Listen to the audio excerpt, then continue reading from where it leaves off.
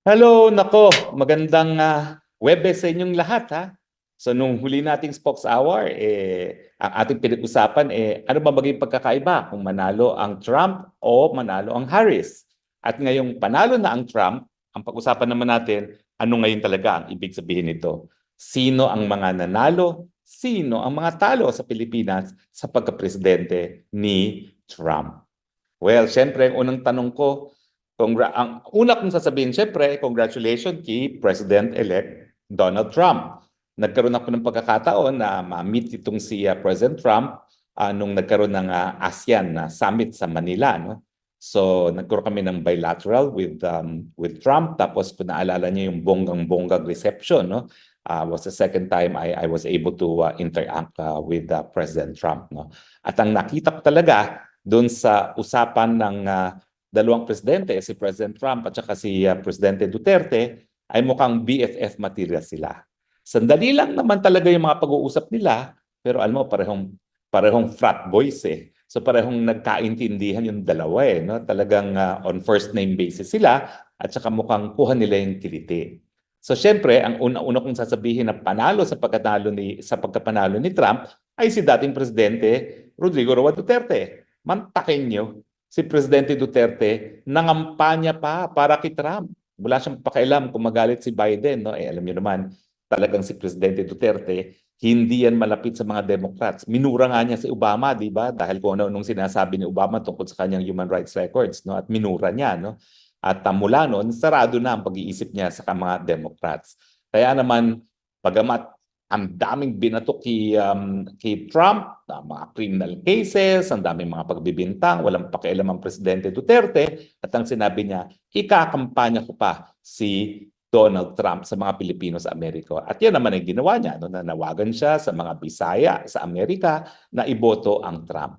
Actually, hindi na siya kailangan mangampanya dahil ako, nag-aral naman ako sa Amerika, dami beses ko na nakarating sa Amerika, buong pamilya ko nandun sa Amerika, ang mga Pilipino talaga ay maka-Republican. Bakit? At least yung mga Pilipino na kakilala ko, mga doktor, gaya ng aking mga kamag-anak, mga profesional, talagang yan po ay maka-Republican. No? At bihira talaga na meron talaga mga mala-aktivistang Pilipino na pumapanig sa Democratic Party. Bagamat, ang sabi ko nga nung huling pag-uusap natin, huwag tayong magkakamali. Democrat or Republican, abang unang-unang isusulong nila ay interest ng mga Amerikano. At kinakailangan natin palaging isipin na hindi tayo kapareho na pang-nasyonal na interes. Minsan, taliwas ang interes natin sa Amerika gaya ng pakikipagyera sa China na wala naman tayong pakialam. So ang unang-unang panalo, si Presidente Duterte kasi balik na as presidente ang kanyang BFF na si Donald Trump. Now, para dun sa mga nagsasabi na hindi ito totoo ha, naku, tignan niyo po, 2017 article, nagkaroon ng secret leak na pinure ni President Trump ang drug war ni Presidente Duterte.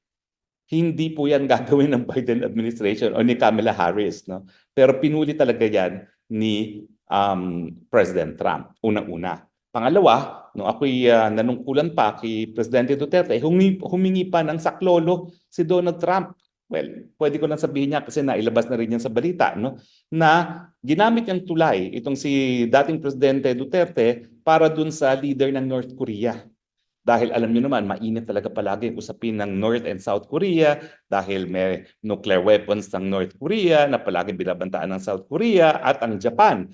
At ang defense naman ng Japan, syempre, ay ginagampanan ng mga Amerikano. No? So ganyan kalapit ang Presidente Trump kay Presidente Duterte na ginamit pa niyang tulay nung minsan para sa kanyang foreign policy initiative sa Asia. No? Dahil ang isa naman sa pinakamalaking problema talaga ng Asia kung talagang hindi magbibehave ang North Korea at gamitin ang kanyang nuclear weapons laban sa South Korea. At siyempre, pati tayo damay dyan. Kapag nga nagte-testing yan ng mga nuclear warhead niya, saan ba bumabagsak? Philippine Sea. Kasi napakalapit din natin sa Korea. Now, dahil malapit nga ang dating Presidente Duterte kay Trump, anong ibig sabihin nito sa administrasyon ni PBBM? Well, sorry na lang si PBBM. Ang pinakamalaking loser sa pagkapanalo ni Trump, si PBBM. Alam mo kasi ang Republicans, conservative. Kita nyo ha, anti-abortion, anti-drugs. Kaya nga pinuri si President Trump. Si Presidente Trump si Presidente Duterte ni President Trump. So balik sila dun sa mga paniniwala na babalik tayo sa pagiging matatakutin sa Panginoon, balik sa pamilya at solid na mga backgrounds. So ayaw na ayaw ng mga conservatives sa Amerika ang paggamit ng droga. Of course, di pa naman napapatunayan na gumagamit ng pinagbabawal na droga ang PBBM. Pero hanggang ngayon, nandyan ang mga impormasyon, nandyan ang video, nandyan ang mga larawan na mayroong powdery white substance, nandyan yung abutan ng powdery white substance na nangyari, na nakita natin sa lahat, walang denial. So alam ko, nasa isip ngayon ni Trump, naku, could this Marcos be a drug user? At saka wag natin kalimutan ha, noong 1986 na pinalayas ang mga Marcos sa Pilipinas, Republican din ang nakaupo sa White House. Hindi pinigilan ni President Reagan ang pagsipa kay Presidente Marcos. Kaya talaga iba yung sense of security ni PBBM nung siya ay nakalapit kay Biden. Kasi alam niya, gaya ng ama niya, nagamit niya yung China card para mapalapit kay Biden. Kasi dahil nga ang Biden ay gusto supilin ang paglakas ng China sa pamamagitan ng paggamit ng dahas, at talaga namang nag-aantay lang na pagkakataon na makipaggera ang mga Amerikano under Biden sa China, ayun, ginamit yan ni PBBM para mapalapit kay Biden. Paano? Sa pamamagitan ng pagpayag na magbukas ng 4 pang mga base militar ang mga Amerikano na malapit sa Taiwan. Ibig sabihin, wala namang kinalaman yan sa West Philippine Sea na meron tayong hidwaan sa China. Ang talagang motibo ni Presidente BBM dun sa pagpayag na gamitin ang mga base militar natin sa Cagayan at saka sa Ilocos at saka sa Isabela ay para ang mga Amerikano ay magkaroon ng base militar para depensahan ng Taiwan kapag ito ay lulusubin ng China. Now, bakit mag-iiba itong polisiyang to kay President Trump? Well, kasi si President Trump, hindi niya kinakailangan lihisin ang atensyon ng kanyang mga mamamayan sa mga problema sa Amerika. Haharapin niya ang problema sa Amerika. Ano bang problema? Bakit ba natalo ang mga Democrats? Siyempre, it's always about the economy, stupid. Pabalik-balik po ako sa Amerika at nakikita ko talaga, napakahirap ng buhay sa Amerika. Hindi ko nga alam kung bakit yung mga kapatid ko nananatili pa doon. No? Pagkamat yung isang kapatid ko doktor, ayun, naintindihan ko, milyonaryo yun. Yung isang kapatid ko, executive. Pero yung nurse at saka yung isang nagtatrabaho sa hotel, sabi ko, umuwi na kayo. Walang nangyayari sa buhay dyan sa Amerika dahil napakahirap po talaga ng buhay sa Amerika. Ako hindi mo ako mapapatira roon dahil talagang mahihirapan akong magkaroon ng hanap buhay sa Amerika dahil patay na patay ang ekonomiya. So it's the economy, stupid. Ang akala ni Harris, yung mga issue ng human rights, gaya ng karapatan para sa abortion, ay bibigyan ng mas malaking importansya ng mga Amerikano kesa sa ekonomiya, yung hanap buhay. So parang sa Pilipinas din yan. Kahit anong gawin nyo na ilihis ang issue dun sa kahirapan sa pamamagitan ng ginagamit ang China na kalaban para tayo magkaisa laban sa isang kalaban, hindi mag-work. Ganyan yung strategy ni Biden, parang strategy rin ni PBBM. Humarap tayo ng kaaway nang sa ganun makakalimutan ng mga Pilipino yung tunay na problema ng kahirapan. Si Trump, wala siyang pakialam ngayon kung ano mangyari sa mundo. Uunahin muna niya ang mga Amerikano. At ang importante ngayon sa Amerika, yung ekonomiya, yung trabaho, at saka yung hanap buhay. So talagang yung mga kinakailangan makuntin ang China, wala siyang pakialam dyan. Ang kanyang unahin is paano mapasigla ang ekonomiya ng Amerika at hindi sa pamamagitan ng gera. Kasi alam naman natin, napakaraming industriya na nakasalalay sa gera. Pero kasi, hindi mo maalis kay kay Trump. Sigurado talaga yan na tataas din ang defense spending at makikinabang nga yung mga kumpanya na gumagawa ng mga bagay-bagay para sa digmaan. Pero ang katotohanan, hindi siya makikipaggera. Kasi ang alam niya, ang gera, bagamat kikita yung mga gumagawa ng armas, ay makakadulot problema sa ekonomiya. Kaya nga, nanalo siya sa plataforma ng America First. Ang gusto nga niya mangyari, NATO, magbayad kayo para sa seguridad ninyo. Alam nyo, ang NATO, gaya ng Pilipinas, meron ding Mutual Defense Treaty na kapag inatake ang isang bansa na member ng NATO, kukonsidera rin ng Amerika na atake laban sa kanya. Sabi ni Trump, bakit kami gagastos para sa inyong sariling seguridad? Kaya bantayan ninyo yan. Ha? Kung gusto ninyo ng seguridad, kayong gumastos. Ganyan din pagdating dito sa China, sa South China Sea.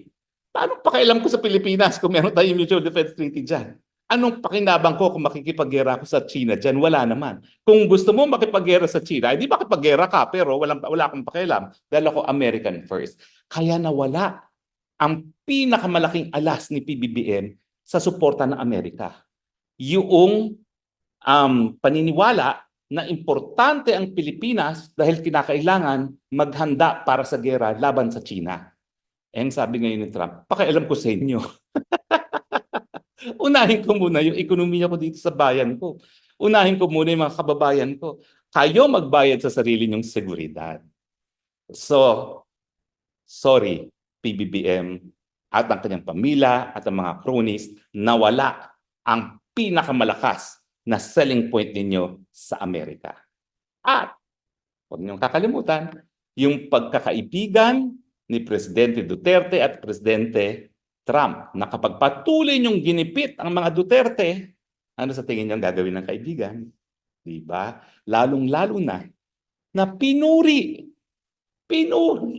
ni Trump nung una siyang naging presidente ang drug war mismo ni Presidente Duterte. Sa tingin nyo ngayon, ang Amerika susuporta sa ICC prosecution? Ang Amerika nga, nagkaroon ng batas na lulusubin nila ang Hague kapag ang isang sundalong Amerikano ay lilitisin ng ICC. Yun na nga. Paano ngayon? So anyway, mabuting balita po sa tingin ko na ganyan ang foreign policy ngayon ni Trump. Isa pang pagkakaiba di ba yung mga Amerikano dito sa Pilipinas, multilateral. Naku, Trump wala siyang pakialam dyan sa multilateral na yan. Siya, bahala kayo sa mga buhay ninyo, Amerika muna ang aatupagin ko. Now, ibig sabihin din yan, naging mas malaki ngayon ang posibilidad na magkakaroon tayo ng kapayapaan sa mga lugar na merong mga gulo. Pareho sa Amerika, Republican Democrat, na malakas ang impluwensya ng mga Hudyo. Kaya naman talagang rineresbakan nila ang Israel. Pero ang pagkakaiba, itong si Kamala Harris, nandun nga siya sa lugar ng mga Palestino sa Michigan. Doon ako nag-aral sa Ann Arbor. So may isang lugar po doon, Dearborn, na talagang puro mga Palestino. Hindi niya pinuntahan yun. Hindi niya pinasalita ang mga Palestino na nagiging biktima na ng genocide. Dahil naniniwala siya na mas malakas pa rin yung mga Hudyo sa pagdating sa pagbibigay ng pera at pagkukuha ng boto. Nagkamali siya. Kasi nga, ang nakikita nating larawan ngayon sa TV, sa CNN, sa Al Jazeera, ay genocide na yung nangyayari sa Gaza. At paano natin masusuportahan? Kaya ngayon, parang mas maganda ang magiging paninindigan ni Trump na ititigil niya ang gulo diyan sa Gaza Strip. Diba? At syempre, ang sabi niya, hindi ko alam kung magagawa niya, 24 hours, ititigil niya ang labanan sa Ukraine. Bakit? Kasi nga, bakit gagastos ang Amerika sa Ukraine? Kaya lang naman i-involve ang Amerika dyan dahil nga dun sa pangako niya sa NATO na gaya ng Pilipinas, meron silang Mutual Defense Treaty. Ay naku, sabi ni Trump, kayong gumastos para sa sarili niyong seguridad. Well, hindi naman lahat mabuti para sa Pilipinas. Dahil uunahin niya ang Amerika, naku, tataas ang mga taripa. Hindi ko alam kung yung mga produkto na ine-export natin sa Amerika, pero marami tayong ina-export dyan na semiconductors, baka mamaya mapatawan din ng mas mataas na taripa. Immigration, naku, yung mga gusto mag-TNT sa Amerika, pumunta na lang kayo sa Europa. O kaya magtrabaho na lang kayo ng legal sa Europa at saka sa Middle East kasi ang dami naman ngayon nagbubukas na trabaho. At saka napakadali na ngayon kumuha ng trabaho dun sa mga dating mga European states na sarado. Pero magiging istrikto na ngayon ang Trump administration pagdating sa immigration. So, kung ikay nagpaplano mag-TNT sa Amerika, wag na. Kumuha ka na lang ng legal na trabaho sa iba dahil mas marami naman talagang mga bansa sa Europa ngayon na naghahanap ng mga Pilipino. Desperado sila sa mga Pilipino. Now, so paano ngayon tatratuhin si BBM? Well, siyempre, presidente pa siya. Pero mag-ingat-ingat ang PBBM kasi wala na siyang pinaghahawakan na ironclad support.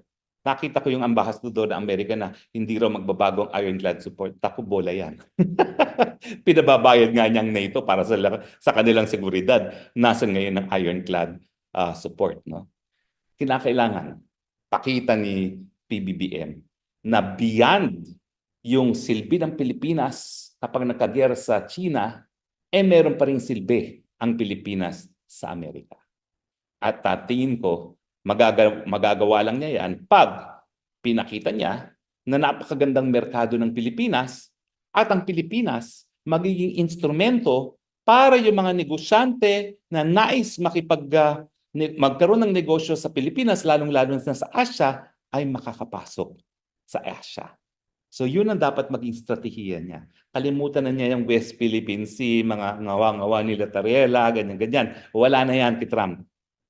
Ang isipin na lang ng PBBM kung gusto niyang mapalapit kay Trump, paano makakatulong ang Pilipinas na mapasigla ang ekonomiya ng Amerika at ng Pilipinas sa pamamagitan ng pagtataguyod ng pangangalakal ng mga Amerikano, ng mga Pilipino sa Asia. Ibig sabihin, yung pinakamalaking merkado sa Asia, China.